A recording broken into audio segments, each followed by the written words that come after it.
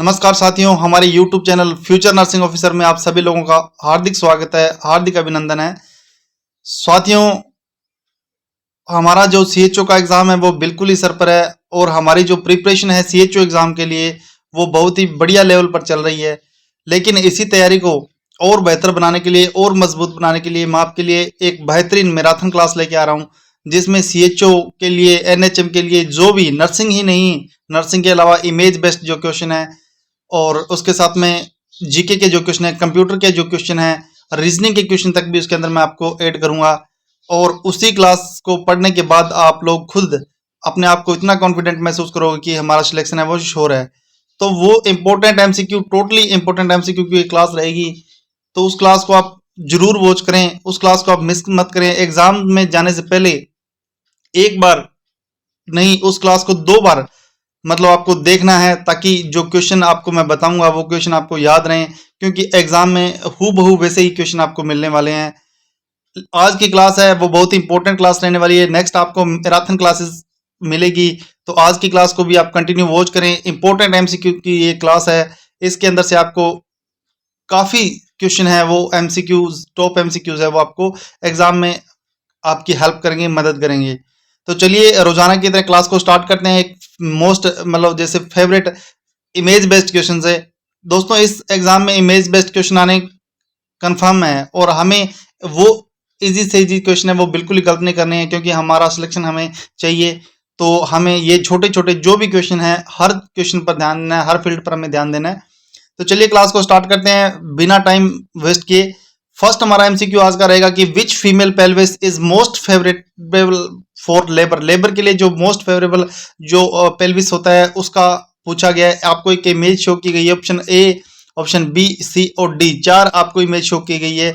उसके अंदर जो पेल्विस है वो आपको दिखाई जा रहे हैं, तो आप ये देखें इमेज, चारों की इमेज आपको देखें और ये इमेज देख करके आपको बताना है कि जो कौन सा है, कौन सा ऑप्शन है हमारा वो राइट आंसर होगा, और जो कौन सा पेल्विस है, फीमेल पेल्विस है, जो कि लेबर के लिए एक फेवरेट या अच्छा, सबसे अच्छा, उत्तम माना जाता है। ऑप्शन ए सही है हमारा, ऑप्शन बी, सी और डी, चारों में से कौन सा सही रहेगा? तो दोस्तों ये जो 4 ऑप्शन है उनमें से हमारा जो ए का ऑप्शन जो इसमें दिखाई दे रहा है, जो बिल्कुल ही जिसके अंदर ओवल शेप्ड, बिल्कुल ही ये जो बीच का जो एरिया है ये जो बिल्कुल ओवल शेप्ड है, ये आपको ध्यान में रखना है। ये जो ओवल शेप्ड का जो है ना, इस चीज को आपने देखना है। इसके अंदर ये जो शेप है ये अलग है, इसके अंदर ये शेप अलग है, ये भी शेप है वो अलग है। तो ऐसी शेप का नहीं होना चाहिए, बिल्कुल ही राउंड शेप का ये जो है हमारा रहेगा फीमेल पेल्विस, जो कि लेबर के हिसाब से इंपॉर्टेंट रहेगा। तो ये चीज आपको ध्यान रखना है कि बिल्कुल ओवल शेप का होगा, ये बिल्कुल ओवल शेप का होगा। ये जो शेप है ये आपको ध्यान में रखनी है और इसी से हम डिफरेंस है वो आइडेंटिफाई करेंगे। तो क्वेश्चन नंबर सेकंड की तरफ हम चलते हैं। सेकंड क्वेश्चन हमारा नेक्स्ट एक बहुत ही बढ़िया इमेज के साथ, identify the following denote image. एक इमेज आपको शो कर रहा हूं मैं, ठीक है? वो इमेज देख करके आपको बताना है कि ये क्या चीज है, ठीक है? ये एक बहुत ही बढ़िया इमेज मैंने आपके लिए लेके आया हूं। तो इसके अंदर एक मास्क टाइप आगे लगा हुआ है, पीछे एक छोटी सी मशीन है जिसके अंदर एक प्लग, एक पावर ऑन ऑफ का एक बटन इस यहाँ पर शो कर रहा है, ठीक है? एक इसके अंदर एक मास्क लाइक संरचना यहाँ पर दिख रही है आपको, एक पावर का बटन यहाँ पे शो कर रहा है और पीछे कुछ, ये क्या है? ये इमेज है, इसको किस नाम से जाएंगे? ये इनहेलर है। ऑप्शन बी रहेगा ये नेबुलाइजर बॉटल विद मास्क है, या ऑप्शन सी ये नेबुलाइजर इसको कहा जाएगा, ऑप्शन डी इसको स्पेशर कहा जाएगा।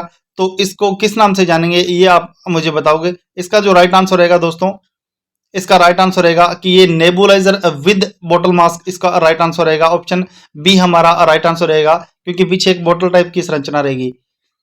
क्वेश्चन नंबर 3 दोस्तों, क्लास को थोड़ा फास्टली हमें क्विक क्विक हमें रिवीजन करना है, क्योंकि ये क्लास है वो एक्सप्लेन करने की क्लासेस नहीं रहेगी। इसके अंदर सिर्फ हम रिवीजन कर रहे हैं, क्योंकि एग्जाम है वो बिल्कुल ही नजदीक है, तो ज्यादा टाइम इसमें हम नहीं वेस्ट कर सकते।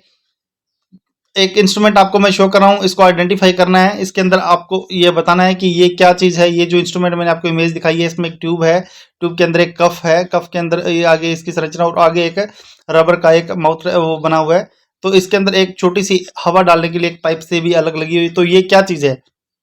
इसको ऑप्शन ए एनपीए कहेंगे, इसको ओपीए कहेंगे, इसको एलएमए कहेंगे और इसको ओएसजीए कहेंगे। तो ये दोस्तों ये जो संरचना है ये जनरल एनेस्थीसिया के अंदर यूज की जाती है। जनरल एनेस्थीसिया के अंदर पेशेंट को ये लगाया जाता है और उसको एलएमए की बोला जाता है। ऑप्शन सी है हमारा वो राइट आंसर रहेगा। चलते हैं नेक्स्ट एमसीक्यू।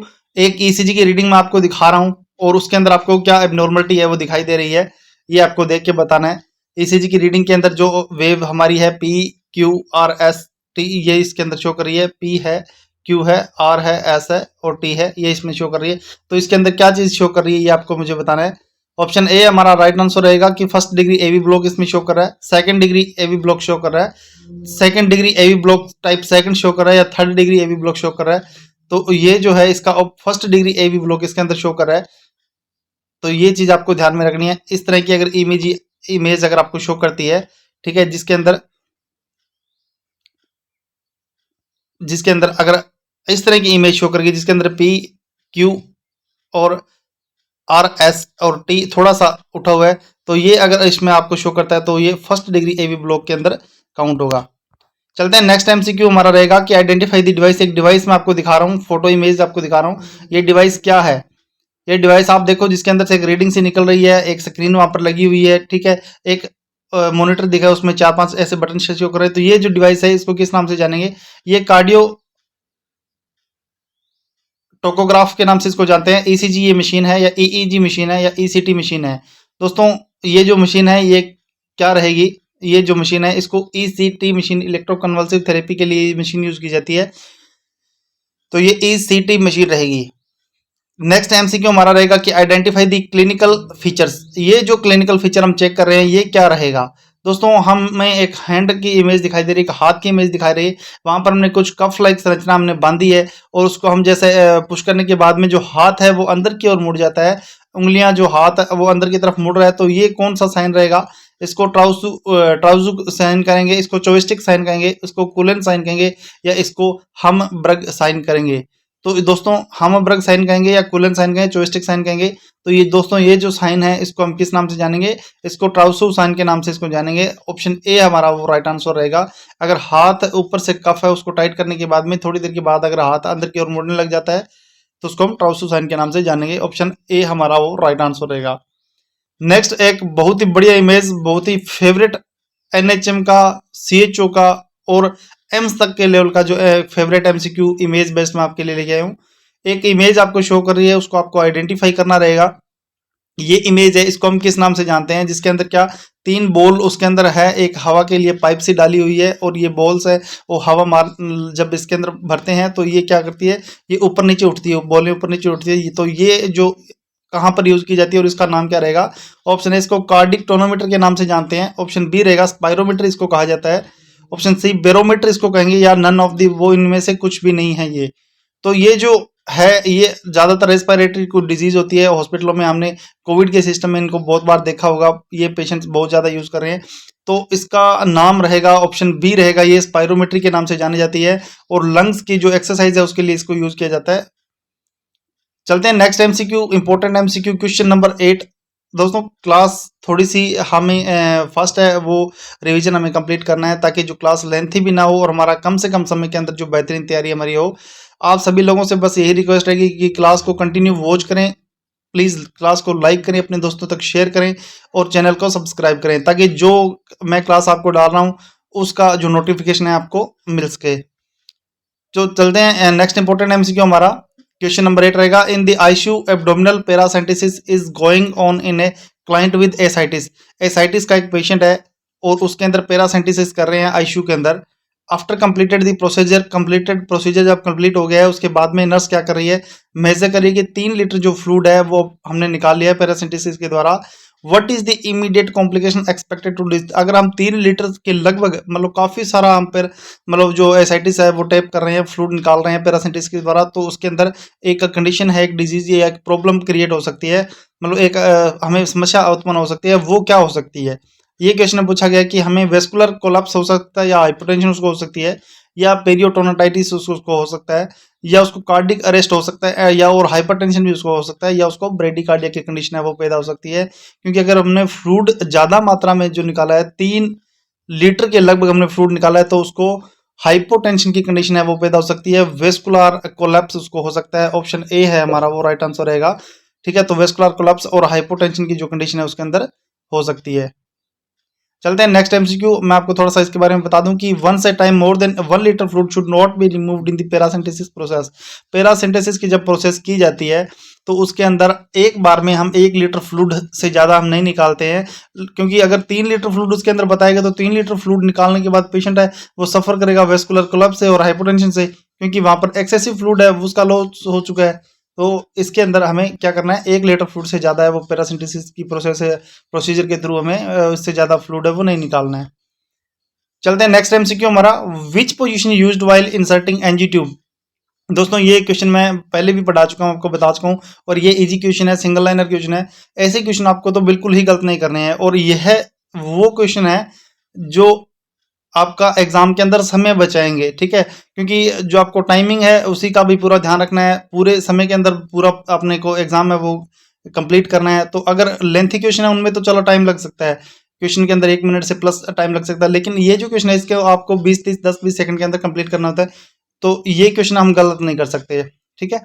तो which position used while inserting NG tube हम डाल रहे हैं, तो हमें कौन सी पोजीशन देनी है, ऑप्शन ए रहेगा सुपाइन पोजीशन, ऑप्शन बी रहेगा लो फॉलोअर पोजीशन, ऑप्शन सी रहेगा हाई फॉलोअर पोजीशन, या ऑप्शन डी रहेगा सेमी फॉलोअर पोजीशन। तो दोस्तों ये क्वेश्चन तो रिपीट है, तो हाई फॉलोअर पोजीशन के बारे में मैंने आपको कई बार बताया, एनजी ट्यूब डालते समय हमें क्या करना है, हाई फॉलोअर पोजीशन है वो प्रोवाइड करवानी है पेशेंट को।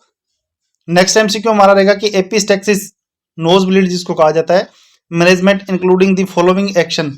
हमें एपिस्टेक्सिस का कोई पेशेंट है, किसी को नोज ब्लीड होने लगी है, तो हम सारे काम करेंगे एक को छोड़ करके। क्या करेंगे हम, allow the client to sneeze, patient को छींकने के लिए अलाउ करेंगे। Keep the client in sitting position, patient को हम सिटिंग पोजीशन में बिठाएंगे, तो ये तो हमारा राइट रहेगा।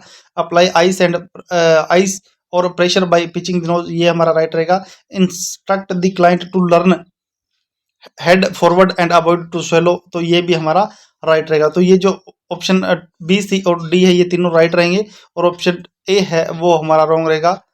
तो ऑप्शन ए हमारा राइट आंसर जाएगा, क्योंकि ये एपिस्टेक्सिस के अंदर नहीं करना होता है। चलते हैं नेक्स्ट एमसीक्यू हमारा 11 number MCQ, which test is used for bilateral hearing loss of a client. मतलब एक कौन सा टेस्ट हम यूज करेंगे, बाइलेटरल हियरिंग लॉस हो चुका है एक पेशेंट को, तो हम वेबर टेस्ट यूज करते हैं, एलन टेस्ट यूज करते हैं, रीनी टेस्ट यूज करते हैं, या रामबर्ग टेस्ट यूज करते हैं। तो दोस्तों इन टेस्टों का आपको पता होना चाहिए कि ये टेस्ट कहाँ कहाँ पे यूज किए जाते हैं। तो अगर हियरिंग का टेस्ट कोई भी होता है तो उसके लिए वेबर टेस्ट है, ऑप्शन ए हमारा राइट आंसर रहेगा। एलन टेस्ट एबीजी एनालिसिस के लिए किया जाता है, ठीक है। तो वेबर टेस्ट है वो बायलैटरल हियरिंग के लिए यूज किया जाता है। रीनी टेस्ट है वो कंडक्टिव हियरिंग लॉस अगर होती है तो किया जाता है। रामबर्ग टेस्ट है हमें वो balance of the body check करने के लिए जाता है। आंखें बंद करके मतलब पेशेंट को या क्लाइंट को खड़ा कर दिया जाता है, और उसके बाद उसके जो दोनों हाथ है वो आगे रखे जाते हैं। उसके बाद वो देखता है कि वो मतलब जैसे आगे उसको सीधा खड़ा कर देते हैं, लेकिन उसको बोलते हैं कि आंखें बंद करके खड़ा हो जा, तो वो ऐसे चक्कर उसको आते हैं आगे पीछे, वो गिरता है या नहीं गिरता, तो वो रामबर्ग टेस्ट में किया जाता है। और एलन टेस्ट मैंने आपको बता दिया, एलन टेस्ट के मैंने आपको पहले भी पढ़ाया हुआ पिछली क्लास में, एबीजी के बारे में, उसके अंदर सैंपल वगैरह लिया जाता है, तो एलन टेस्ट उसके लिए पहले परफॉर्म किया जाता है। क्वेश्चन नंबर 12 हमारा रहेगा कि इन वेबर टेस्ट हम कर रहे हैं laterisation of the sound of disease in year indicator. तो जो वेबर टेस्ट हम कर रहे हैं तो उसके अंदर जो साउंड है वो डिजीज है वो इंडिकेट क्या करेगी, सेंसोरी न्यूरल हियरिंग लॉस उसके अंदर होगा, कंडक्टिव हियरिंग लॉस अगर उसके अंदर होगा, सेंसोरी न्यूरल कंडक्टिव हियरिंग दोनों उसके अंदर प्रेजेंट होगी, या डिफनेस यानी कि बिल्कुल ही बहरापन उसके अंदर आ जाएगा। तो कंडक्ट वेबर टेस्ट के बारे में जस्ट अभी पिछली मैंने ये इसी जस्ट क्वेश्चन में पढ़ाया कि बायलेटरल हियरिंग लॉस उसके अंदर होता है, ठीक है। और तो ऑप्शन बी है हमारा कंडक्टिव हियरिंग लॉस जो वो हमारा राइट आंसर रहेगा, ठीक है। चलते हैं नेक्स्ट एमसीक्यू, इसके बारे में बता दो, ट्यूनिंग फोक की कोई ध्वनि है उसका पार्श्विकरण नहीं होता है, प्रभावी पक्ष के समान है, पार्श्विकरण को इंगित करता है। और no lateralization of the tuning fork sound indicate normal hearing lateralization to affect a side unilateral conductive loss. तो ये कंडक्टिव हियरिंग लॉस को चेक करने के लिए जो हमें वो वेबर टेस्ट है वो यूज किया जाता है। चलते हैं नेक्स्ट एमसीक्यू हमारा, acute bleeding from the nose is known as. अचानक से नाक से ब्लीडिंग हो रही है, तो ये अभी जस्ट बीच में क्वेश्चन आया है, तो इसको हम क्वेश्चन का बिल्कुल ही हमारा एपिस्टेक्सिस है वो राइट आंसर रहेगा। इस क्वेश्चन का हमें देखने की भी जरूरत नहीं है, क्योंकि ये क्वेश्चन बहुत ही इजी क्वेश्चन है। नेक्स्ट एमसीक्यू रहेगा, the anterior transparent part of the eye is known as. जो आंख का आगे का जो ट्रांसपेरेंट पार्ट होता है उसको हम किस नाम से जानते हैं, उसको हम पिपिल के नाम से जानते हैं, उसको कोर्निया के नाम से इसको जानते हैं, कंजक्टिवा के नाम से इसको जानेंगे, या स्क्लेरा के नाम से इसको जानेंगे। तो आंख का एंटीरियर ट्रांसपोर्ट पार्ट का नाम पूछा गया है, तो वो रहेगा ऑप्शन सी है हमारा कंजक्टिवा। कंजक्टिवा के नाम से उसको जानेंगे, कंजक्टिवा हमारा राइट आंसर रहेगा। चलते हैं question number 15। Colour blindness is due to, colour blindness का क्वेश्चन आया है कि कलर ब्लाइंडनेस है वो किस कारण से होता है। Option A cones, option B lens, option C रहेगा रोड्स और ऑप्शन डी रहेगा ब्लाइंड स्पॉट। तो कलर जो हमारा ब्लाइंडनेस है वो कॉन्स की वजह से होता है, ऑप्शन ए है वो राइट आंसर यहाँ पर जाएगा। ऑप्शन ए हमारा कॉन्स की वजह से जो कलर ब्लाइंडनेस की कंडीशन है वो उत्पन्न होती है। क्वेश्चन नंबर 16 हम देखते हैं कि eye ball movement are controlled by all of the following cranial nerve except. Eye ball की जो मूवमेंट है वो इन सभी क्रेनियल नर्व के द्वारा जो कवर मतलब कंट्रोल होती है, लेकिन एक को छोड़ करके। तो वो कौन सी रहेगी, ट्रोकेलियर नर्व, ऑप्टिक नर्व, अबडक्टेंस नर्व या ओक्यूलोमोटार नर्व। तो ऑप्टिक नर्व के द्वारा है वो ये नहीं होगी, ऑप्टिक नर्व ये बी ऑप्शन हमारा ठीक है। ट्रोकेलर, अबडक्टेंट और ओक्यूलोमोटार ये तीनों के द्वारा है जो हमारा वो मूवमेंट है वो कंट्रोल्ड होती है, लेकिन ऑप्टिक नर्व के द्वारा नहीं होती है। ऑप्शन बी हमारा राइट आंसर रहेगा। नेक्स्ट एमसीक्यू क्वेश्चन नंबर 17 हमारा आज का रहेगा कि the refractive error caused by the difference in the curative of the cornea and lens is called. Cornea और लेंस के करेक्टिव में अंतर के कारण होने वाली जो अपवर्तक त्रुटि है उसको क्या कहा जाता है। रिफ्रैक्टिव एरर अगर पाए जाते हैं कॉर्निया एंड लेंस के कारण, डिफरेंस के कारण, तो उसको हम किस नाम से जानेंगे, ठीक है। इसका ऑप्शन ए है हमारा वो रहेगा, इसका जो ऑप्शन ए हमारा रहेगा वो रहेगा इमीट्रोपिया, दूसरा बी रहेगा ऑप्शन हमारा हाइपरमायोपिया, सी ऑप्शन हमारा आता है मायोपिया या डी रहेगा एस्टिमेशन। तो ऑप्शन डी है एस्टिमेशन हमारा राइट आंसर रहेगा। क्वेश्चन नंबर 18 की तरफ चलते हैं। How much amount of the blood transfer from placenta to the baby after delivery when the cord clamping is delay till the cessation of cord pulsation. मतलब प्रसव के बाद गर्भनाल से शिशु तक कितनी मात्रा में रक्त है वो स्थानांतरित हो सकता है।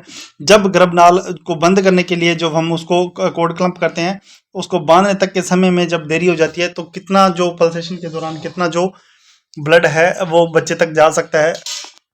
ऑप्शन ए रहेगा 40 ml से 60 ml तक, ऑप्शन बी रहेगा 10 ml से 30 ml तक, या ऑप्शन सी हमारा राइट आंसर जाएगा कि 80 ml से 100 ml तक ब्लड जा सकता है, या ऑप्शन डी है इसका राइट आंसर जाएगा। तो दोस्तों इसका जो राइट आंसर रहेगा ऑप्शन सी हमारा राइट आंसर रहेगा कि कम से कम 80 ml से लेकर के 100 ml तक जो ब्लड है वो बच्चे तक जा सकता है।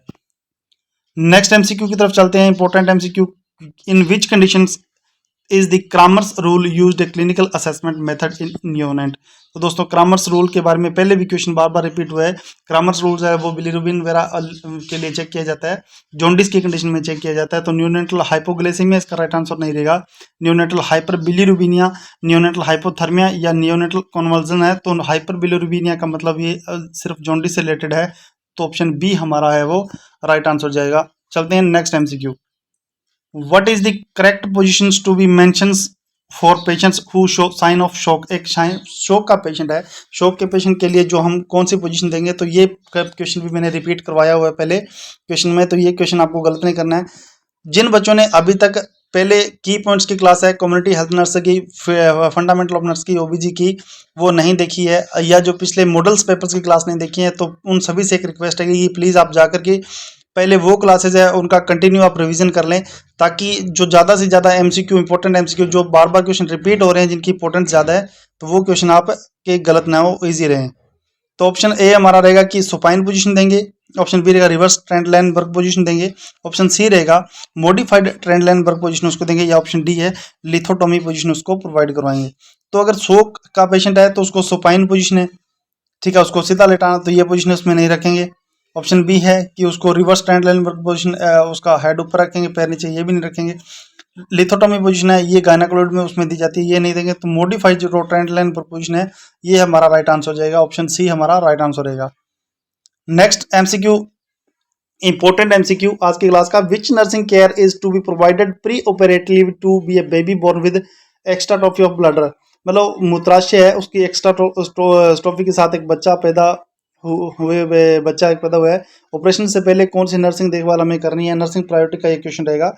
हमें क्या करना है कि उसको कवर करना है ब्लडर को स्टाइल पेट्रोलियम गोद्स के साथ, या place the baby in the prone position के साथ बच्चे को लुटाना है, उल्टा बच्चे को लेटा देना है, या इमेशर the baby in water while bathing, मतलब उसको क्या करना है बच्चे को वाटर वाइल बाथिंग करना है, keep the bladder mucosa dry. तो दोस्तों इसका राइट ऑप्शन ए ही जाएगा, कवर करना है हमें सबसे पहले ब्लडर को स्टाइल पेट्रोलियम गोज के साथ में, ठीक है, तो ऑप्शन ए हमारा राइट आंसर हो जाएगा।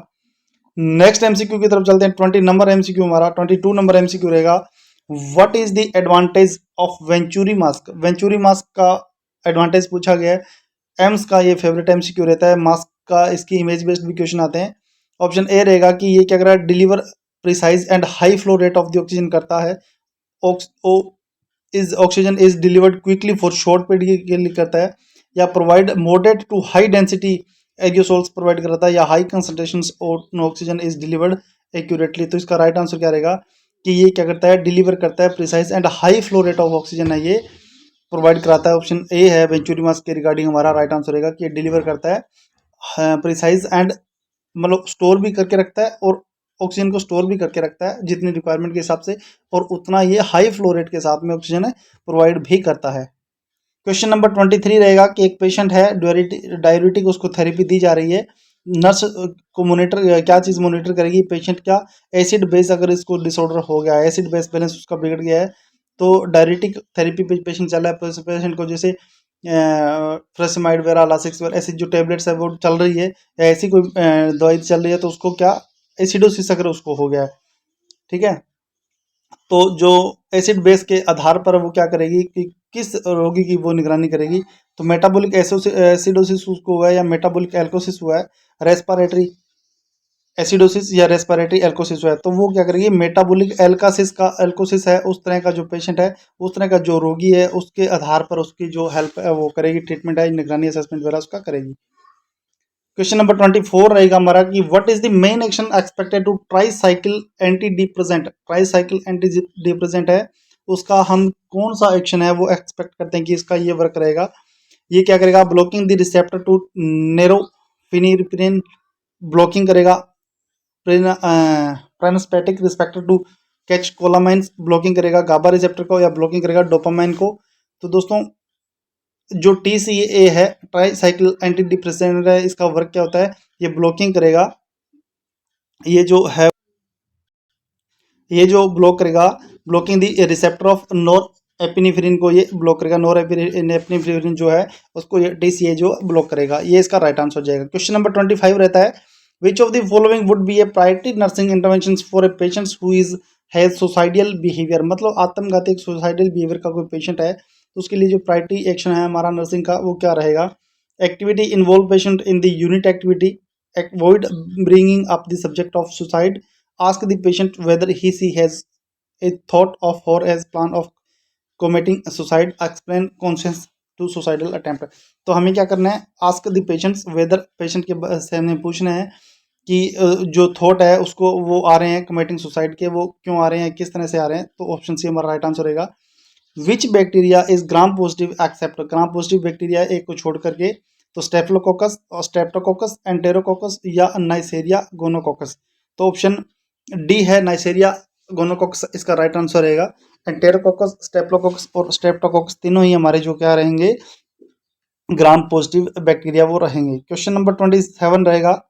दोस्तों क्लास को हम थोड़ा सा क्विकली कर रहे हैं, तो आप सभी लोग हैं जो क्लास को कंटिन्यू वॉच करें, क्लास को लाइक जरूर करें, अपने दोस्तों तक शेयर जरूर करें, क्योंकि कम से कम समय में हमने क्या करना है कि ज़्यादा से ज़्यादा जो क्वेश्चन है वो अटैम्प्ट करने हैं। तो क्वेश्चन नंबर 27 आज का हमारा रहेगा कि health care induced infection during any procedure is. Health care induce करता है, इन्फेक्शन करता है ड्यूरिंग कोई भी प्रोसीजर के दौरान, उसको क्या कहते हैं, लेटेरोजेनिक इन्फेक्शन कहेंगे, क्रॉस इन्फेक्शन कहेंगे, सुपर इन्फेक्शन कहेंगे, या ट्रांसफर्ड इन्फेक्शन कहेंगे। तो अगर हेल्थ केयर अगर कोई दे रहा है और उसके द्वारा जो अगर कोई इन्फेक्शन वगैरह हो जाता है, तो उसको लेटेरोजेनिक इन्फेक्शन के नाम से उसको जानते हैं। लेटेरोजेनिक इन्फेक्शन के मैं बताऊँ कि किसी भी प्रक्रिया के दौरान अगर संक्रमण हो सकता है, किसी भी प्रोसीजर के दौरान अगर इन्फेक्शन होता है, तो हम उसको लेटेरोजेनिक संक्रमण के नाम से जानेंगे। क्रॉस इन्फेक्शन का जो मतलब होता है वो होता है infection will be occurred during hospitalization. Hospitalization जब भर्ती है उसके दौरान अगर कोई इन्फेक्शन हो गया, तो उसको हम क्रॉस इन्फेक्शन के नाम से जानेंगे। डायरेक्ट सिंपल छोटा सा MCQ रहेगा कि causative organism of Q fever, Q fever जो है उसका कोजेक्टिव ऑर्गेनिज्म का नाम पूछा गया है। ऑप्शन ए रहेगा ट्रेपोनेमा पैलिडियम, ऑप्शन बी रहेगा कोक्सिला बर्नेट, ऑप्शन सी रहेगा ओरिएंटा टट्सु टगामी मूशी, और ऑप्शन बी रहेगा माइकोप्लाज्मा। तो ऑप्शन बी है कोक्सिला बर्नेट इसका राइट आंसर रहेगा। तो ये क्वेश्चन आपको क्या करना है, रट्टा मार लेना है। ये रट्टा मारने वाले क्वेश्चन है, इनको आपको वैसे ही याद रखना पड़ेगा कि क्यू फीवर है उसका जो राइट आंसर है, क्यू फीवर का जो कॉजेटिव ऑर्गेनम है वो कौन सा रहता है, कोक्सीला बुरनेट इसका राइट आंसर रहता है। ट्रेपोनेम पैलिडीनियम के बारे में बताऊं तो ये सिफिलिस रोग का कारक होता है। और ओरिएंटेटिया तत्सुगामुशी जो ये स्कर्ब टाइफस नामक का जो रोग होता है उसका ये ऑर्गेनिज्म होता है। और माइकोप्लाज्मा है वो विशिष्ट प्रकार का जो बैक्टीरिया है जिसके अंदर कोशिका भित्ति या कोशिका का अभाव होता है, तो ये एक अलग प्रकार का जो बैक्टीरिया वो रहता है। क्वेश्चन नंबर 29 रहेगा, which is body non specific second line defence mechanism except. शरीर की अवशिष्ट द्वितीय पंक्ति रक्षा तंत्र की कौन सी है, एक को छोड़ करके। मतलब non specific second line defence mechanism हमारा है, सारे हैं बॉडी के, लेकिन एक नहीं है, वो रहेगा इन्फ्लामेशन, फीवर, फेगोसाइटोसिस और म्यूकस मेम्ब्रेन। तो जो इन्फ्लामेशन है, फीवर है, फेगोसाइटोसिस है, ये जो सारे हैं ये क्या होते हैं, सेकंड हमारा क्या होता है, द्वितीय पक्षांतर तंत्र के होते हैं। लेकिन जो म्यूकस मेम्ब्रेन है ये फर्स्ट के अंदर काम करती है, प्रायोरिटी के अंदर काम करती है, skin as the first defence mechanism के अंदर काम करती है, न कि सेकंड के अंदर। ऑप्शन 30 रहे, क्वेश्चन नंबर 30 हमारा रहेगा, पॉजिटिव ट्यूबरकुलिन टेस्ट आता है तो वो किस चीज का एग्जांपल है, टाइप 1 हाइपर सेंसिटिविटी का, टाइप 2 का, टाइप 3, टाइप 4, कौन सी हाइपर सेंसिटिविटी का ये टाइप जो ट्यूबरकुलिन पॉजिटिव टेस्ट अगर आता है तो ये एग्जांपल रहेगा। तो ऑप्शन डी है टाइप 4। अगर टीबी का जो ट्यूबरकुलिन टेस्ट है वो पॉजिटिव आता है तो वो टाइप 4 हाइपर सेंसिटिविटी का कारण रहेगा। ऑप्शन इसके बारे में मैं थोड़ा एक्सप्लेन नहीं करूंगा, आपको टाइम ज़्यादा लग रहा है, थोड़ा चलते हैं नेक्स्ट की तरफ, ये आप थोड़ा सा स्टडी कर लेना। नेक्स्ट है क्वेश्चन नंबर 31, मैं आपको एमसीक्यू ही ज़्यादातर कवर करवाऊंगा। क्वेश्चन नंबर 31 रहेगा कि which nursing intervention is most appropriate when caring for a client after a cardiac catheterization. मतलब हृदय कैथेटराइजेशन किया गया है पेशेंट को, जो कार्डिक कैथेटर लगाया गया है, इसके बाद जो पेशेंट की हम देखभाल करते समय हमें नर्सिंग की जो सबसे ज़्यादा ध्यान रखने वाली बात है वो कौन सी रहेगी। तो ऑप्शन ए दोस्तों हमारा रहेगा कि प्रोवाइड करना है रेस्ट पेशेंट को सबसे ज़्यादा रेस्ट देने की जरूरत है हमें। ऑप्शन बी रहेगा हमारा दोस्तों कि एडमिनिस्टर करना है उसको ऑक्सीजन प्रोवाइड कराना है। ऑप्शन सी रहेगा उसकी चेक करनी है pulse distal to the insertion side, मतलब डिस्टल की साइड में जहाँ पर हमने जो कैथेटर लगाया गया है उसकी पल्स करना है, डिस्टल साइड में हमें पल्स को चेक करना है या असेस करना है इलेक्ट्रोकार्डियोग्राम हर 15 मिनट के बाद में। तो राइट आंसर हमारा इसका सी जाएगा कि हमें जो डिस्टल पल्स में जो पल्स है डिस्टल टू दी इंसर्शन जहाँ से हमने कैथेटर लगाया है उसके डिस्टल साइड में क्या पल्स को रेट को चेक करना है, ये राइट आंसर हमारा रहेगा। नेक्स्ट 32 नंबर हमारा इंपॉर्टेंट एमसीक्यू आज का रहेगा कि ऐसा which of the following pair is not negative symptom of schizophrenia का जो नेगेटिव सिम्टम नहीं है वो हमें बताना है। ऑप्शन ए रहता है emotional floating and a society, तो ये सिजोफर्निया के अंदर पाया जाता है। एन हेडोनिया एंड ए मोटिवेशन, ये भी इसके अंदर पाया जाता है। Poverty of speech and apathy भी सिजोफर्निया का एक कारण है या, लेकिन hallucinations and desire behaviour, hallucinations इसके अंदर राइट आंसर नहीं रहेगा सिजोफर्निया के अंदर, ये हेलुसिनेशन ऑप्शन डी हमारा राइट आंसर जाएगा। क्वेश्चन नंबर 33 हमारा क्या रहेगा कि reason for administrating fresh frozen plasma FFP हम उसके पेशेंट को हम किसी को लगा रहे हैं उसका जो कारण है, फॉर ए पेशेंट को एडमिट किया गया है, हैवी ब्लीडिंग हुई उसको हुई है रोड ट्रैफिक आरटीए के दौरान, मतलब सड़क यातायात दुर्घटना के अंदर भारी रक्तस्राव के बाद में एक मरीज को फ्रेश फ्रोजन प्लाज्मा देने का क्या कारण हो सकता है कि उसको फ्रेश फ्रोजन प्लाज्मा क्यों दिया जा रहा है। फर्स्ट ऑप्शन हमारा है कि इंक्रीज करना है प्लेटलेट काउंट को ताकि जो प्लेटलेट है वो डिसफंक्शन ना हो। टू प्रोवाइड क्लोटिंग फैक्टर हम उसको प्रोवाइड करा रहे हैं ताकि जो ब्लड क्लोट है वो बने। तो ऑप्शन डी सी रहेगा कि इंक्रीज हीमोग्लोबिन, ये हीमोग्लोबिन को बढ़ाएगा। ऑप्शन डी रहेगा इंक्रीज हेमेटोक्रिट या हीमोक्रिट को बढ़ाएगा। तो ऑप्शन सी और डी तो बिल्कुल ही नहीं है, ठीक है। तो ऑप्शन बी हमारा जो राइट आंसर जाएगा कि ये क्या करेगा क्लोटिंग फैक्टर है वो प्रोवाइड कराएगा ताकि जो ब्लीडिंग हो रही है उसको रोकने के लिए जो क्लोटिंग फैक्टर है ये प्रोवाइड कराएगा और ज़्यादा से ज़्यादा वो ब्लीडिंग है वो ना हो, एक्सेसिव ब्लीडिंग ना हो, उससे प्रिवेंट करने के लिए करवाएगा। चलते हैं नेक्स्ट एमसीक्यू 34 नंबर एमसीक्यू हमारा रहेगा कि which among of the following thing require indicate proper function of chest tube. ऐसी कौन सी चीज़ है उसको हम चेक करके थिंग्स को चेक करके हम बता देंगे कि जो चेस्ट ट्यूब है वो प्रॉपर वर्क कर रही है, ठीक है। हम क्या करेंगे, a chest drainage should be upright and below the level of insertion, chest drainage should be upright, chest drainage है उसको वो ऊपर आएगा, below the level of the insertion जहाँ से साइट लगाया उसे चेस्ट ड्रेनेज ऊपर जा रहा है। Water seal fluctuates and patient inspiration the expiration, या ये रहेगा। ऑप्शन सी रहेगा frequently bubbling in the water seal, या ऑल ऑफ दी, या सारे रहेंगे।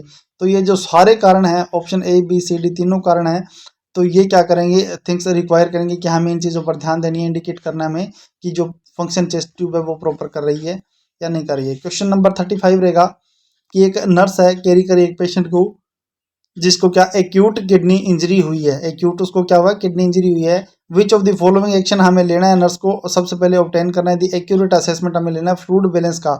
तो पेशेंट सबसे पहले क्या एक्शन लेगी, ये हमें पूछा गया।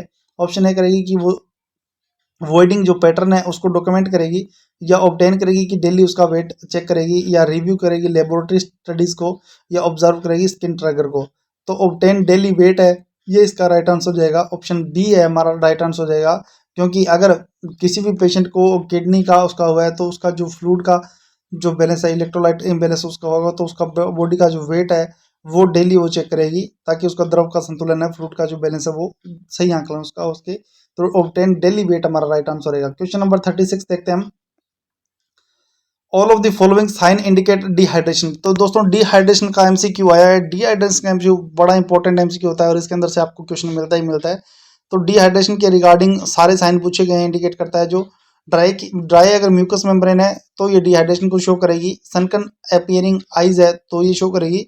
हाइपोटेंशन की कंडीशन है तो ये शो करेगी। या ब्रेडिकार्डिया की जो कंडीशन है तो ये शो करेगी। तो दोस्तों ऑप्शन डी है हमारा वो इसका ऑप्शन है वो राइट। जो option A B C D है तीनों है डिहाइड्रेशन के अंदर पाए जाते हैं। ये जो तीनों ऑप्शन है ये डिहाइड्रेशन के अंदर पाए जाते हैं, ए बी सी डी। लेकिन जो ब्रेडिकार्डिया है ये है ऑप्शन डी, ये जो इसके अंदर नहीं होता है। तो ब्रेडिकार्डिया हमारा राइट आंसर हो जाएगा। लेकिन क्वेश्चन क्या जो राइट आंसर है ए बी सी डी तीनों उसके राइट रहेंगे। लेकिन क्वेश्चन का जो राइट आंसर बनता है ऑप्शन जो मतलब ऑप्शन गलत ऑप्शन है वो है ब्रेडिकार्डिया। क्वेश्चन नंबर 37 आज की क्लास का रहेगा कि most common type of hallucination seen in Alzheimer's disease और डेमेंशिया। डेमेंशिया की कंडीशन है, अल्जाइमर्स डिजीज की कंडीशन है, उसके अंदर जो मोस्ट कॉमन टाइप है हेलुसिनेशन का वो कौन सा शो होगा, ये पूछा गया कि उसको ऑडिटरी हेलुसिनेशन होगा, उसको विजुअल हेलुसिनेशन होगा, और उसको ऑल्फैक्टरी हेलुसिनेशन होगा, या उसको टैक्टाइल हेलुसिनेशन उसको पाया जाएगा। तो मोस्ट टाइप जो हेलुसिनेशन होता है अल्जाइमर डिजीज के अंदर या डेमेंशिया के अंदर वो विजुअल टाइप का जो हेलुसिनेशन होता है। ऑप्शन बी हमारा राइट आंसर रहेगा। विजुअल टाइप का अल्जाइमर डिजीज और उसके अंदर विजुअल टाइप का जो हेलुसिनेशन है वो होता है। ऑप्शन 38 हम देखते हैं। क्वेश्चन नंबर 38 हमारा रहेगा कि anterior fontanelle closed at the age of the baby. Anterior fontanelle और पोस्टीरियर फंटानेल दो तरह के फंटानेल बच्चे के अंदर पाए जाते हैं। पीडियाट्रिक का ये मोस्ट फेवरेटेबल जो क्वेश्चन है ऑप्शन ए रहेगा कि 6 वीक पर ये क्लोज होता है, 6 मंथ पर ये क्लोज होता है, ये 12 वीक पर क्लोज होता है, या 18 मंथ पर ये क्लोज होता है।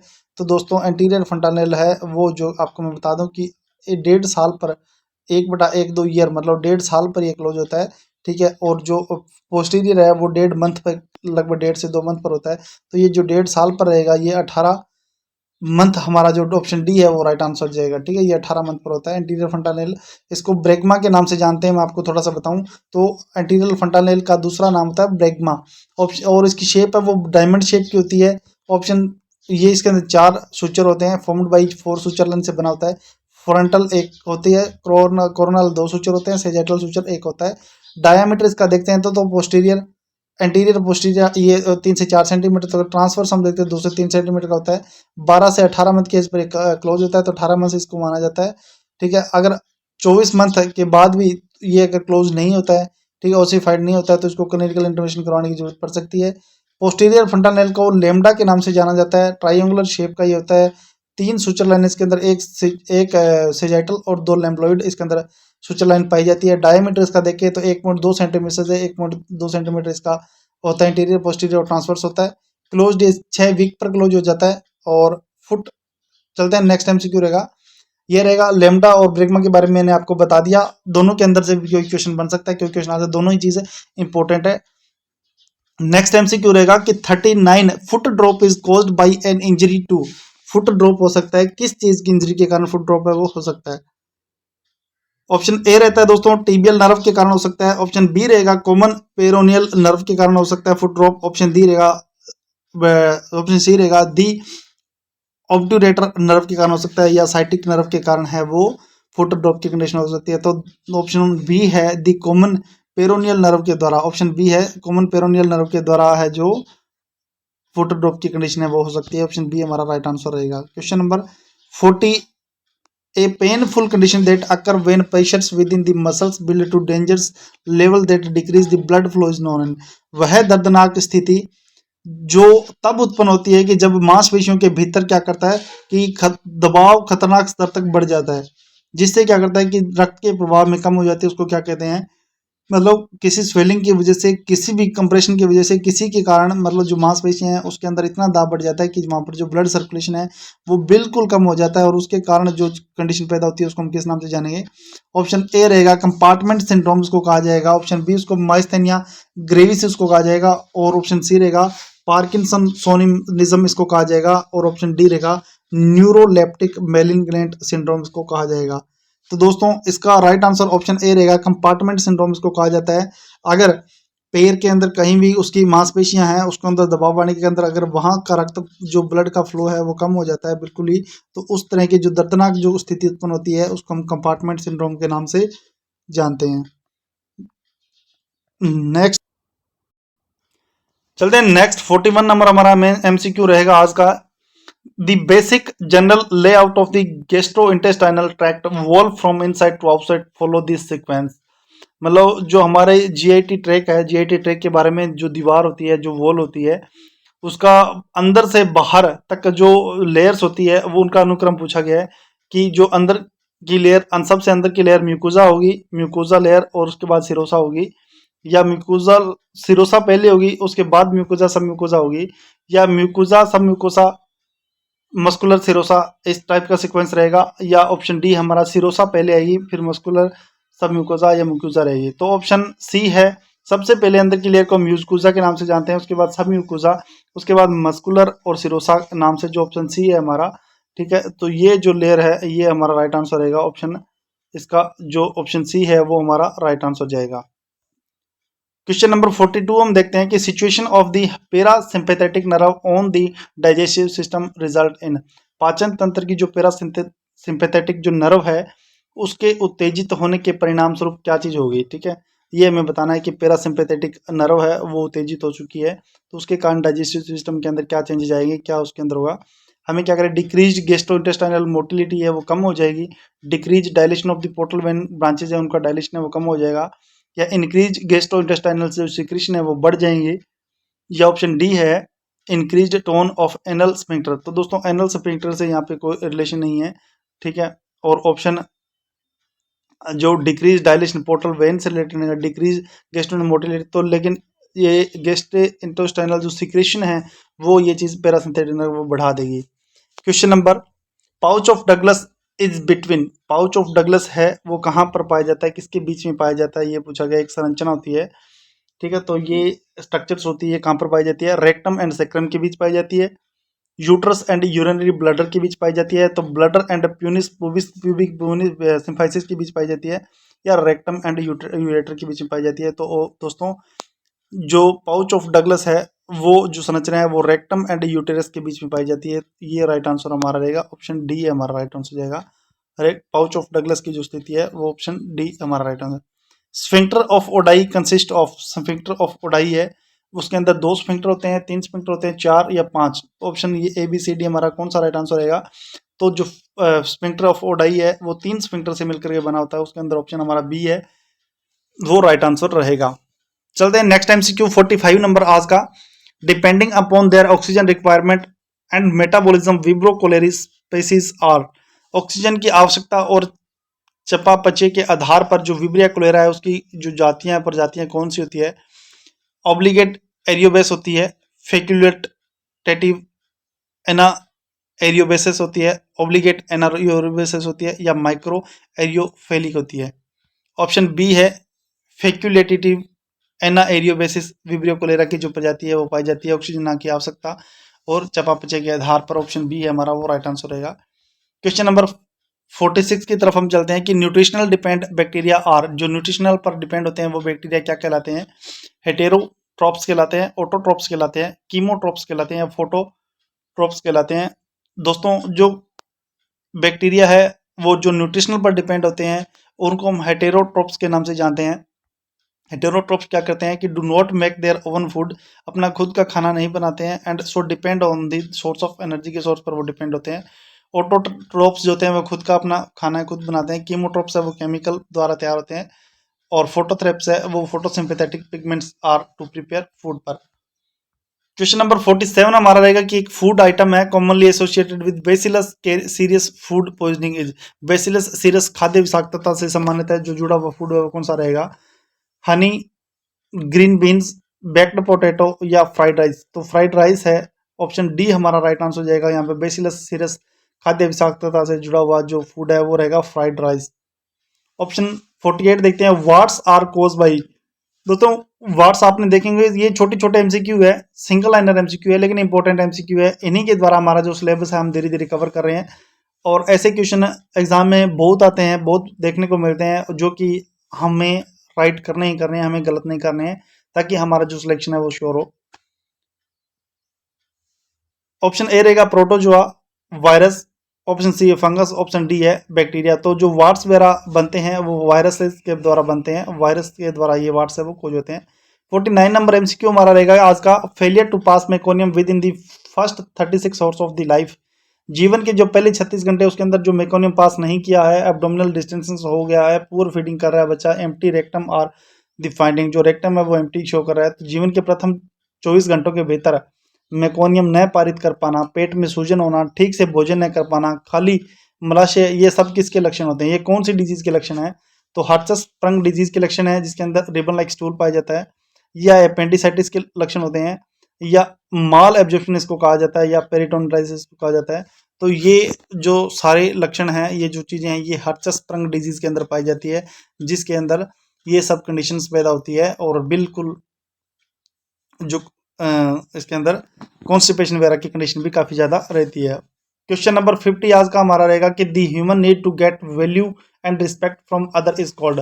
जो एक व्यक्ति है उसको क्या दूसरों से क्या सम्मान पाने की और मानवीय आवश्यकताओं की जरूरत होती है, तो अपना खुद की जो वैल्यू और रिस्पेक्ट है वो उसको मिलनी चाहिए, उसकी जरूरत उसको है, तो उसको हम क्या कहेंगे कि उसको सेफ्टी एंड सिक्योरिटी की जरूरत होती है, उसको स्टीम नीड की जरूरत होती है, उसको स्टिमुलेशन नीड की जरूरत होती है, या उसको साइकोलॉजिकल फिजियोलॉजिकल नीड की जरूरत होती है। तो दोस्तों फिजियोलॉजिकल नीड और स्टिमुलेशन नीड ये नहीं रहेगा, सेफ्टी एंड सिक्योरिटी इसका राइट आंसर नहीं जाएगा। तो ऑप्शन बी है।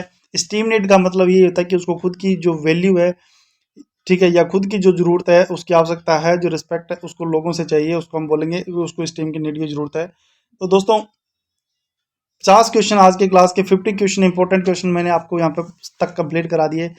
तो यहाँ पर मैं आपसे एक रिक्वेस्ट कर रहा हूँ कि प्लीज आप सभी लोग एक बढ़िया सा कमेंट और एक लाइक और अपने किसी एक दोस्त तक इस क्लास को शेयर जरूर करें, और क्लास को कंटिन्यू वॉच करें। क्वेश्चन नंबर 51 रहेगा दोस्तों, जो बच्चे जिन दोस्तों ने जिन भाइयों ने अभी भी, ठीक है, जो चैनल को सब्सक्राइब नहीं किया है वो प्लीज चैनल को सब्सक्राइब कर लें, नोटिफिकेशन जो बेल है उसको ऑन कर लें, ताकि जो भी क्लासेस जब भी अपलोड होती है तो आप सभी लोगों को इसका पता लग जाए। क्योंकि आगे जो मैराथन क्लास में मैं आपको डाल रहा हूँ कि वो 2-4 जो क्लासें मैं आपको डालूंगा वो CHO के एग्जाम में इतनी इंपॉर्टेंट साबित होने वाली है कि हमारा जो सिलेक्शन है उन्हीं क्लास में से निकल करके आएगा। तो क्वेश्चन नंबर 51 हम देखते हैं। 51 नंबर MCQ हमारा रहेगा कि which of the following is used in the management of the hyperkalaemia. Hyperkalaemia के मैनेजमेंट के अंदर कौन सी जो उसका यूज किया जाता है? Following is use to management hyperkalemia के मैनेजमेंट के लिए हम इंसुलिन एंड ग्लूकोज का यूज करेंगे, सोडियम बाइकार्बोनेट का यूज करेंगे, पोटेशियम एंड क्लोराइड का यूज करेंगे, या मैग्नीशियम एंड सल्फेट का यूज करेंगे। तो इसका जो राइट आंसर रहेगा ऑप्शन ए हमारा इंसुलिन। हाइपरकैलेमिया के लिए हम इंसुलिन एंड ग्लूकोज का यूज करेंगे, ऑप्शन ए हमारा राइट आंसर रहेगा। Following drug use to treatment of the hyperkalaemia के लिए हम कौन कौन से ड्रग यूज कर सकते हैं? इसके अलावा ड्यूरेटिक ड्रग्स हैं वो यूज कर सकते हैं, कैल्शियम ग्लूकोनेट इसके अंदर यूज कर सकते हैं, इंसुलिन एंड ग्लूकोज यूज किया जाता है, और नेबुलाइजेशन विद दी साल्बुटामोल भी कर करके हम इसको कंट्रोल कर सकते हैं। ठीक है, के बाइंड के बारे में मैं आपको थोड़ा सा बताऊंगी। कैल्शियम फॉस्फेटाइल सल्फेट पाउडर ये पाया जाता है to bind the excess potassium को, ये बाइंड करता है इन बोवल के अंदर, which is the excreted from the body through the stool. Stool के अंदर जो पाया जाता है, बॉडी के अंदर स्टूल पाया जाता है उसके अंदर से ये एक्सक्रीट जो होता है। ठीक है, क्वेश्चन नंबर 52 रहेगा, patient with increased ICP is receiving injection mannitol. जिसका ICP इंट्राक्रैनियल प्रेशर बढ़ा हुआ है एक मरीज का, और उसको मैनिटोल इंजेक्शन हम दे रहे हैं। नर्स अंडरस्टैंड कर रही है about the reason for the admission. ये जो ड्रग है ये क्यों दी जा रही है, ये नर्स देखेगी कि ये ICP है, ये CSF का जो सिक्रीशन है उसको कम करेगी। तो दोस्तों आईसीपी का क्वेश्चन है दोस्तों, CSF से यहाँ पे कोई लिंक नहीं रहेगा। ये यूरिन आउटपुट को बढ़ा देगी, तो ये यहाँ पर नहीं, ये डायरेक्टली का काम होता है। It shift the fluid by the osmosis through the decrease ICP. तो दोस्तों ये डिक्रीज आईसीपी करेगी, और it shift the fluid diffusion due decrease ICP. तो ये ऑस्मोसिस के द्वारा है जो कम करेगी, डिफ्यूजन के द्वारा ये नहीं करेगी। ऑप्शन सी हमारा राइट आंसर हो जाएगा। ठीक है, मैनिटोल एक ड्रग है जो ऑस्मोटिक प्रेशर ड्यूरेटिक है, और it is due to the ICP by the decreasing cerebral oedema को कम करने के बाद में ये आईसीपी को कम कर देगी। क्वेश्चन नंबर 53 रहेगा हमारा, विच of the following drug is an antidote of opioid. जो ओपियोइड्स है उनका एंटीडोट का यहाँ पे पूछा गया है। तो फ्लुपेजिपाइन होता है, फ्लूमेजेनिल होता है, या बेंजोडाइजेपाइन होता है, या नेलेक्सोन होता है। तो ऑप्शन डी इसका रहेगा कि नेलोक्सोन है वो ओपियोइड का एंटीडोट होता है। नेलोक्सोन के बारे में मैं आपको बताऊंगा, नेलोक्सोन ओपियोइड का एंटीडोट होता है। मोर्फिन का और मोर्फिन का भी एंटीडोट ये होता है। और प्रोटामिन सल्फेट का एंटीडोट होता है हिपारिन, और फ्लोमेजिपाइन और उसका एंटीडोट होता है क्लोंजिपाइन या एल्प्राजोलाम। नेक्स्ट एमसीक्यू रहेगा 54 नंबर एमसीक्यू हमारा रहेगा, sign of the eclampsia except. Eclampsia के सारे साइन है, एक को छोड़ करके, ये एमसीक्यू में पूछा गया। तो ऑप्शन ए रहता है फीवर, ऑप्शन बी रहता है कि ब्लड प्रेशर अगर 170 है उसे मोर देन है 170 बाई 90 mm ऑफ जी से ये क्या मोर देन है, या प्रोटीन यूरिया इसको है, या सीजर्स की कंडीशन है। तो ये एक्लेम्पसिया का साइन रहेगा। तो ऑप्शन ए हमारा है। अगर ये जो तीनों साइन है, ठीक है, बीपी बढ़ा हुआ है, प्रोटीन यूरिया सीजर्स है, ये तीनों कंडीशन प्री एक्लेम्पसिया के अंदर पाई जाती है। फीवर की कंडीशन इसमें नहीं होगी, तो ऑप्शन ए राइट आंसर जाएगा। क्वेश्चन नंबर 55 की तरफ हम चलते हैं कि which contraceptive method that also offer protections against sexually transmitted infections. यौन संचारित जो संक्रमण है उनसे बचाने के लिए कौन सी गर्भ निरोधक विधि है वो योग में ली जाती है। ऑप्शन ए रहता है कंडोम, ऑप्शन बी रहता है ओसीपी, ऑप्शन सी रहता है आईयूडी, और ऑप्शन डी रहता है विड्रॉल मेथड। तो दोस्तों उसके अंदर कंडोम यूज किए जाते हैं। बेसिक सा क्वेश्चन है, ऑप्शन ए हमारा राइट आंसर हो जाएगा। 56 नंबर एमसीक्यू हम देखते हैं कि endometrium after conception is also known as. Endometrium को कॉन्सेप्शन के बाद में किस नाम से जानेंगे, ये पूछा गया है। जो यूट्रस की सबसे मोस्ट इनर मोस्ट लेयर होती है इसको एंडोमेट्रियम कहा जाता है, और कॉन्सेप्शन के बाद में इसको हम पेरीमेट्रियम के नाम से जानेंगे। मायोमेट्रियम कहांगे, ऑप्शन सी रहेगा डेसिडुआ इसको कहा जाएगा, या ऑप्शन पेरोप्रोमेट्रियम इसको कहा जाता है। दोस्तों आप सभी को पता होगा कि एंडोमेट्रियम जो है बाहर आगे जाके नेक्स्ट जाकर वो क्या होता है कि वो डेसिडुआ के अंदर है वो कन्वर्ट हो जाती है। तो डेसिडुआ इसका राइट आंसर हमारा रहेगा। चलते हैं नेक्स्ट एमसीक्यू की तरफ। 57 नंबर एमसीक्यू रहेगा कि ऑक्सीजन एंड कार्बन डाइऑक्साइड जो होती है are exchange in the placenta through the process of. Placenta के अंदर जो O2 और CH2 का एक्सचेंज होता है वो कौन सी प्रोसेस के द्वारा होता है। ऑप्शन ए रहता है फिनोसाइटोसिस के द्वारा, ऑप्शन बी रहेगा डिफ्यूजन के द्वारा, ऑप्शन सी रहेगा फैसिलिटेड डिफ्यूजन के द्वारा, और ऑप्शन डी रहेगा एक्टिव ट्रांसपोर्ट के द्वारा। तो दोस्तों O2 और CO2 का जो एक्सचेंज है वो किसके द्वारा होता है, ऑप्शन बी रहता है डिफ्यूजन। ये प्रोसेस होती है, डिफ्यूजन की प्रोसेस होती है, डिफ्यूजन के द्वारा है जो इसका जो एक्सचेंज होता है प्लेसेंटा के थ्रू। ठीक है, O2 और CO2 का एक्सचेंज होता है वो डिफ्यूजन के द्वारा होता है। 58 नंबर एमसीक्यू हमारा रहेगा, nervous system of the foetus is formed by. Foetus का जो नर्वस सिस्टम है वो किससे बना होता है। बिल्कुल इजी इंपॉर्टेंट एमसीक्यू रहेगा ये, पीडियाट्रिक का क्वेश्चन है कि ऑप्शन है एक्टोड्रम के द्वारा नर्वस सिस्टम बनता है फीटस का, एंडोड्रम के द्वारा बनता है, मेसोड्रम के द्वारा बनता है, या पेरेनकाइमा के द्वारा है वो बनता है। ऑप्शन इसका ए है एक्टोड्रम, ऑप्शन बी रहेगा एंडोड्रम, ऑप्शन सी है मेसोड्रम, और ऑप्शन डी है पेरेनकाइमा। तो ऑप्शन ए है इसका एक्टोड्रम के द्वारा है जो नर्वस सिस्टम बच्चे का फॉर्म्ड होता है। क्वेश्चन नंबर 59 की तरफ हम चलते हैं। Major electrolyte imbalance occur in water intoxication के अंदर। जल विषाक्तता अगर है तो उसके अंदर जो प्रमुख इलेक्ट्रोलाइट है वो कौन सा कम या ज़्यादा होगा, कम कौन सा जो इलेक्ट्रोलाइट है उसका इम्बेलेंस होगा। ऑप्शन ए हाइपरनेट्रेमिया हो सकता है, हाइपोनेट्रेमिया हो सकता है, हाइपोकेलेमिया या हाइपरकेलेमिया। इन चारों में से हमारा राइट आंसर क्या जाएगा, हाइपोनेट्रेमिया की कंडीशन उसमें पैदा हो सकती है, जो सोडियम लेवल के अंदर कमी आ जाती है।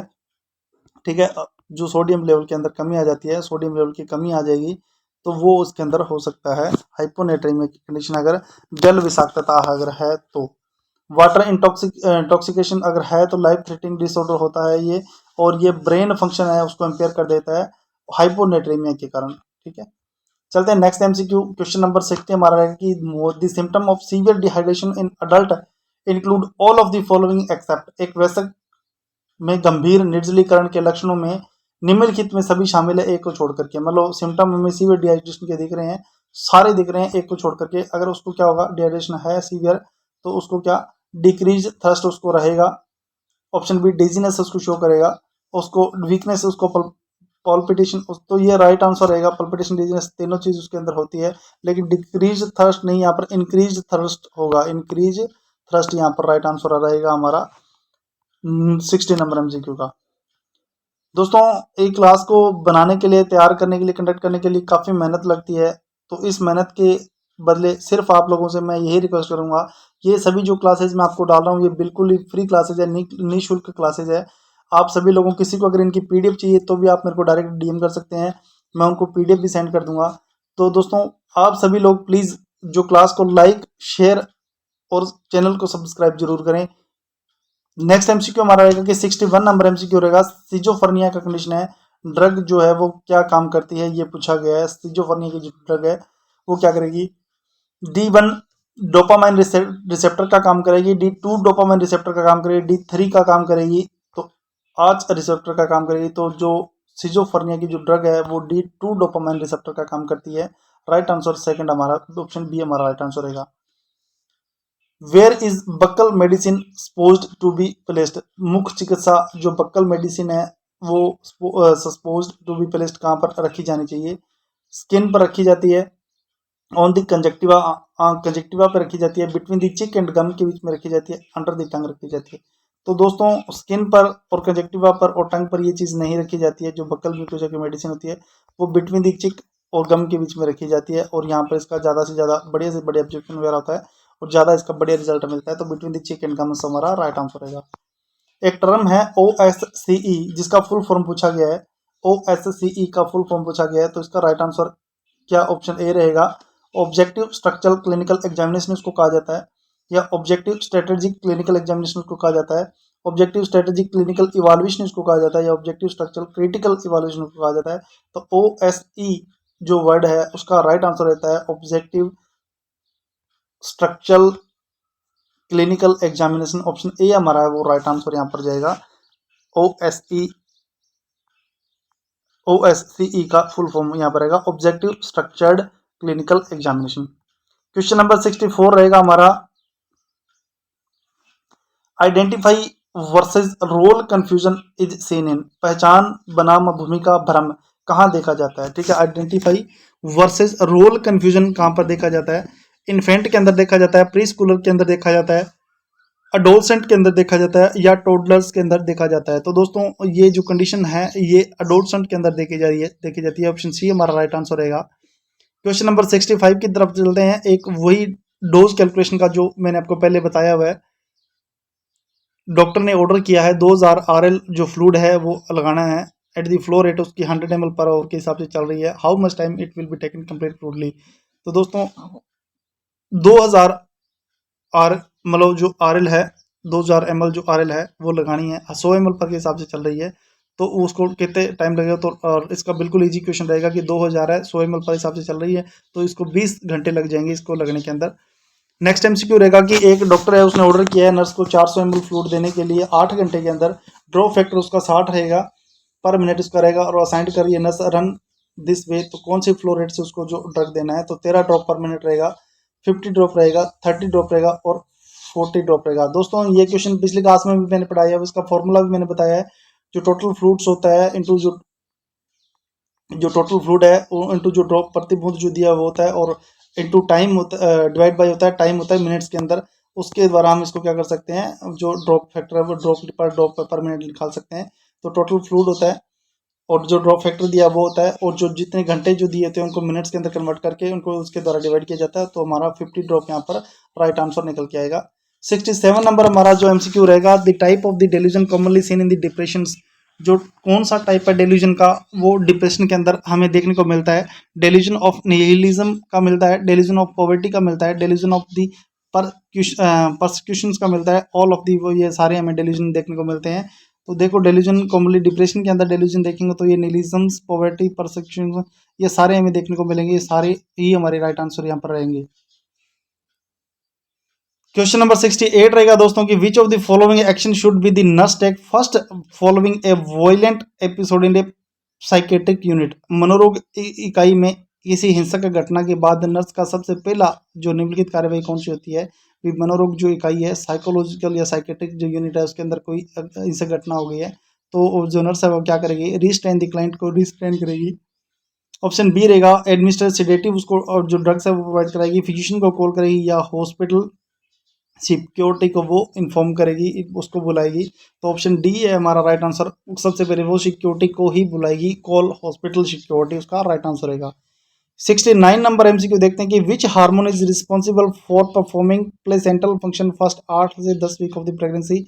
पहली जो 8 से 10 वीक की जो प्रेगनेंसी होती है उसको हार्मोन कौन सा जिम्मेदार होता है? तो ये क्वेश्चन मैंने आपको पढ़ाया हुआ है। एलएच हार्मोन के बारे में मैंने आपको ल्यूटिनाइजिंग जो हार्मोन होता है उसके बारे में बताया हुआ है, जो कि कार्पस लूटिन के द्वारा कंट्रोल चलता है। तो ऑप्शन सी है हमारा, ऑप्शन ए है हमारा एचसीजी ऑफ सॉरी जो एचसीजी हार्मोन है ये फर्स्ट 8 से 10 वीक सप्ताह तक ये प्लेसेंटा के लिए काम करता है। उसके बाद में जो एलएच हार्मोन है वो वर्क करता है। तो ऑप्शन ए हमारा हार्मोन है वो रहेगा, जो क्योंकि एचसीजी जो हार्मोन है वो मेंटेनिंग करता है प्रेगनेंसी को फर्स्ट 3 मंथ तक, ठीक है, टिल जब तक कि प्लेसेंटा वो मैच्योर नहीं हो जाता।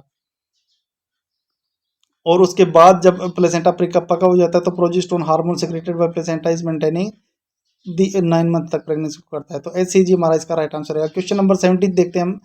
एक क्लाइंट है, इसको एंटी साइकोटिक जो थेरेपी है उसको चल रही है, डेवलप कर रही है, उसको मसल रिजिडिटी उसको हो गया है, उसको हाई फीवर उसको हो गया है, टेकिकार्डिया उसको चल रहा है, फ्लक्चुएशन और बीपी उसका ऊपर नीचे हो रहा है, डाइफोरेसिस की उसको कंडीशन हो गई है, रैपिड डिटोरिएशन उसको हो रहा है, मेंटल स्टेटस उसका स्टूपर और उसको कोमा की कंडीशन भी पैदा हो चुकी है। तो ये जो साइन एंड सिम्टम है ये क्या कौन सी डिजीज के रहेंगे या क्या संकेत देते हैं?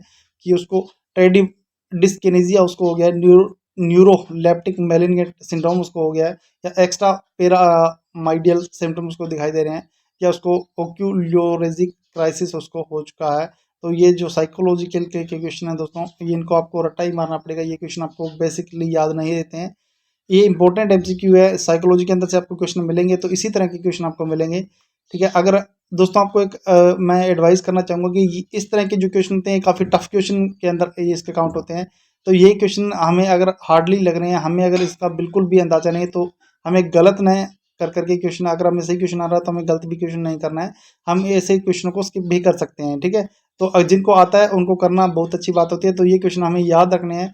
ये जो जितने लक्षण इसके अंदर बताए गए, मांसपेशियों में अकड़न हो गया, तेज बुखार हो सकता है, बीपी में उतार चढ़ाव हो सकता है, पसीना आ रहा है, मानसिक स्थिति के अंदर भी तेज गिरावट हो सकती है, कोमा की कंडीशन अगर उत्पन्न हो सकती है, तो ये सारे लक्षण होते हैं। न्यूरोलेप्टिक मेलिनगेट सिंड्रोम उसको हो गया है। ऑप्शन बी हमारा राइट आंसर रहेगा। नेक्स्ट 71 नंबर एमसीक्यू हम देखते हैं कि एक नर्सिंग है, प्रोसीजर है, डॉक्टर को वो असिस्ट करवा रही है सर्जिकल आईसीयू के अंदर, और डॉक्टर क्या क्रिएट कर रहा है? एक सर्जिकल इंसिजन डॉक्टर ने लगाया है, artery forcep on a surgical wound पर वो लगा रही है, under style condition when he is doing dressing, what type of wound creating by the doctor. Doctor ने जो कौन सा वुंड है वो क्रिएट किया है, ठीक है। तो पंचर वुंड वहां पर उसने किया है, कंट्यूजन उसने किया है, क्लीन वुंड वो कर रहा है, या इन्फेक्टेड वुंड उसने कोज किया है। तो ऑप्शन सी है, क्लीन वुंड उसने वहां पर बनाया है, जो पंचर किया जाता है, जो डॉक्टर ने इंसिजन जो लगाया है उसको हम क्लीन वुंड के नाम से हम जानते हैं। Surgical incision created by doctor under style procedure is known as clean incision उसको कहा जाता है। कंट्यूजन का नाम होता है क्लोज वुंड होता है, पंचर वुंड को, ओपन वुंड को पंचर वुंड बोलते हैं। 72 नंबर एमसीक्यू हमारा रहेगा कि the emotional state in individual experience to the loss loss of loved object is, प्रिय वस्तु के खोने पर किसी एक व्यक्ति की जो भावनात्मक जो स्थिति है वो क्या हो सकती है? अपनी कोई जो प्रिय वस्तु है अगर कोई व्यक्ति खो देता है तो उसकी जो भावनात्मक स्थिति वो क्या होगी? वो ग्रिफ महसूस करेगा, वो मोवरिंग महसूस करेगा, वो ब्रेवमेंट महसूस करेगा, वो एगोनी महसूस करेगा। तो उस चीज़ को हम बोलते हैं, अगर प्रिय वस्तु किसी की खो जाती है तो उसको हम ग्रिफ के नाम से जानते हैं, ग्रिफ उसको कहा जाता है। राइट आंसर ए हमारा रहेगा। क्वेश्चन नंबर 73 हम देखते हैं कि irrational fear related to closed space is referred as, बंद स्थानों से संबंधित तर्कहीन भय को क्या कहा जाता है? मतलब किसी भी कमरे के अंदर, किसी भी गुफा के अंदर किसी को जाने से डर लगता है, जैसे किसी भी कोई बंद है जहाँ पर हमें कोई भी चारों तरफ से दीवारें बंद, उसके बीच में अगर किसी को बिठा दिया जाए तो उस जैसे स्थानों से अगर किसी को डर लगता है तो उसको हम एक्रोफोबिया कहेंगे, एगोरोफोबिया कहेंगे, या क्लस्ट्रोफोबिया कहेंगे, या नेजोफोबिया उसको कहा जाएगा। तो दोस्तों अगर ऐसी किसी को चीज़ को डर लगता है जो चारों तरफ से बंद है, किसी बंद कमरे के अंदर उसको बिठाया जाता है, उसको क्लस्ट्रोफोबिया के नाम से जाना जाता है। ऑप्शन सी हमारा राइट आंसर रहेगा। 74 नंबर एमसीक्यू हमारा आज का रहेगा कि ए बिहेवियरल थेरेपी है of sudden direct and maximum export to the fear producing stimulate. भय उत्पन्न करने वाली उत्तेजना के प्रति अचानक, प्रत्यक्ष और अधिकतम जोखिम के लिए एक व्यवहारिक चिकित्सा जो कौन सी होती है, वो पूछा गया कि एक बिहेवियरल थेरेपी है। दोस्तों आज की क्लास के अंदर जो मैंने कम से कम 10 से 20 क्वेश्चन है वो साइकोलॉजी के क्वेश्चन ऐड किए हैं, क्योंकि साइकोलॉजी का सब्जेक्ट सभी बच्चों को टफ लगता है और उसके अंदर से जो क्वेश्चन है वो कई बार आते हैं, तो जो हमारा सिलेक्शन है इन्हीं की वजह से पीछे रह सकता है। तो कुछ एक ऐसे क्वेश्चन है जो मैंने ऐड किए हैं कि जो एग्जाम के व्यू से इंपॉर्टेंट रख सकते हैं। तो एक बिहेवियरल थेरेपी के बारे में एक क्वेश्चन है, कोई बिहेवियरल थेरेपी है जिसके अंदर क्या होता है, अचानक क्या होता है, प्रत्यक्ष और अप्रत्यक्ष जो अधिक जोखिम की एक व्यवहारिक चिकित्सा होती है भय उत्पन्न करने वाली, तो उसको कहेंगे बायो फीडबैक कहते हैं, फ्लूडिंग उसको कहते हैं, या डिसेंसिटाइजेशन उसको कहते हैं, या रिस्पॉन्स उसको कहते हैं। ऑप्शन बी रहेगा कि फ्लूडिंग नाम से इसको जानते हैं, जो a behavioural therapy of sudden direct and maximum exposure to the fear, मतलब भय उत्पन्न करने वाली जो उत्तेजना होती है वो जिसको हम कहेंगे उसको फ्लूडिंग के नाम से उसको जानते हैं। क्वेश्चन नंबर 75 हमारा रहेगा कि which is the best nursing intervention to meet the need of individual who is demonstrative obsessive compulsive disorder. OCD का क्वेश्चन है, जुनूनी बाध्यकारी व्यवहार प्रदर्शित करने वाले व्यक्तियों की आवश्यकताओं को पूरा करने के लिए सबसे अच्छा जो नर्सिंग हस्तक्षेप कौन सा रहता है। जुनूनी बाध्यकारी जो व्यवहार होता है ओसीडी का, ये ओबेसिव कंपल्सिव डिसऑर्डर का ये क्वेश्चन है। इसके बारे में ऑप्शन ए रहेगा कि रिस्ट्रिक्ट कर देना है देयर, उसकी मूवमेंट को रिस्ट्रिक्ट कर देना है, calling attention on their behaviour, और उसके मतलब कॉलिंग अटेंशन उसकी देखनी है, उसका बिहेवियर चेक करना है कि हम अगर बोलते आवाज़ उसको लगाते हैं तो उसका बिहेवियर कैसे होता है। Keeping them busy to distract them, और उसको बिजी रखना है, डिस्ट्रैक्ट करना है उसको, कीपिंग देम रखना, keeping them busy to distract, जब बिजी है तो उसको डिस्ट्रैक्ट करना है। Sporting but limited their behaviour, उसको सपोर्ट करना है बट उसका जो बिहेवियर है वो लिमिट में रहना चाहिए, तब तक उसको सपोर्ट करना है। ये इसका राइट आंसर रहेगा। तो ऑप्शन इसका जो है ओसीडी का, और ये इसका राइट आंसर रहेगा स्पोर्टिंग, उसको सपोर्ट करना है लेकिन कब तक करना है, लिमिट करना है देयर बिहेवियर, जब तक वो अपने बिहेवियर के अंदर लिमिट है तब तक। क्वेश्चन नंबर 76 आज का हमारा रहेगा कि which temperature is considered most accurate. Most accurate जो मेथड है, अब जो टेम्परेचर का मेथड है उसको वो कौन सा मेथड रहेगा, तो ओरल इसका ऑप्शन ए रहेगा, बी रहेगा इजिली, ऑप्शन सी रहेगा ग्रोइन, ऑप्शन सी डी रहेगा रेक्टल। मोस्ट एक्यूरेट के मेथड के नाम से हमें सभी को पता है कि ये रेक्टल मेथड जो होता है इसको मोस्ट एक्यूरेट मेथड के नाम से जाना जाता है। ऑप्शन डी राइट आंसर रहेगा। ठीक है, क्वेश्चन नंबर 77 रहेगा, Kubler Ross model individual use which defence mechanisms for conception in denial stage.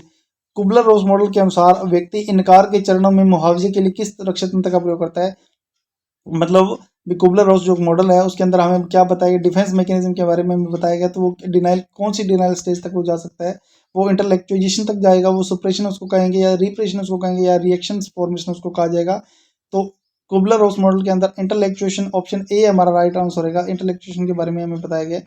78 number MCQ हमारा आज का रहेगा कि child health is greatly depending upon, जो चाइल्ड हेल्थ है वो सबसे ज़्यादा जो बड़ी मात्रा में वो किस पर डिपेंड होती है, मेंटल हेल्थ पर डिपेंड होती है, फैमिली हेल्थ पर डिपेंड होती है, सोशियो इकोनॉमिक स्टेटस पर डिपेंड होती है, या इंडिविजुअल खुद की जो इंडिविजुअल हेल्थ है उस पर डिपेंड होती है। तो ऑप्शन इसका ए बी सी डी में से क्या राइट आंसर रहेगा, ऑप्शन सी है, सोशियो इकोनॉमिक जो स्टेटस है उस पर ये डिपेंड होती है। चाइल्ड की जो हेल्थ की जो ग्रेटली है वो सबसे ज़्यादा बड़ी जो डिपेंड होती है वो सोशियो इकोनॉमिक स्टेटस पर डिपेंड होती है। तो दोस्तों ये थी आज की हमारी मॉडल पेपर की 6th इम्पोर्टेंट क्लास। आप सभी लोगों को ये क्लास है वो कैसी लगी आप हमें कमेंट करें। नेक्स्ट हम मिलेंगे आपको एक बहुत ही बढ़िया मैराथन क्लास के अंदर, जिसके अंदर सीएचओ के सभी लेवल के जो एग्जाम है, जिसके अंदर इमेज बेस्ड है, नर्सिंग के क्वेश्चन है, रीजनिंग के, कंप्यूटर के, जीके के सभी क्वेश्चन उसके अंदर इन्वॉल्व रहेंगे। वो क्लास एक मतलब अंतिम प्रहार रहेगा, एक बढ़िया क्लास जिसके अंदर से हम सीएचओ को जो एग्जाम है वो क्रैक कर सकेंगे। तो ये क्लास आप कंटिन्यू वॉच करें, प्लीज़ क्लास को आप लाइक जरूर करें, अपने दोस्तों तक शेयर जरूर करें और चैनल को सब्सक्राइब करें। तब तक के लिए मिलते हैं नेक्स्ट एक बढ़िया क्लास में, तब तक के लिए जय हिंद जय भारत।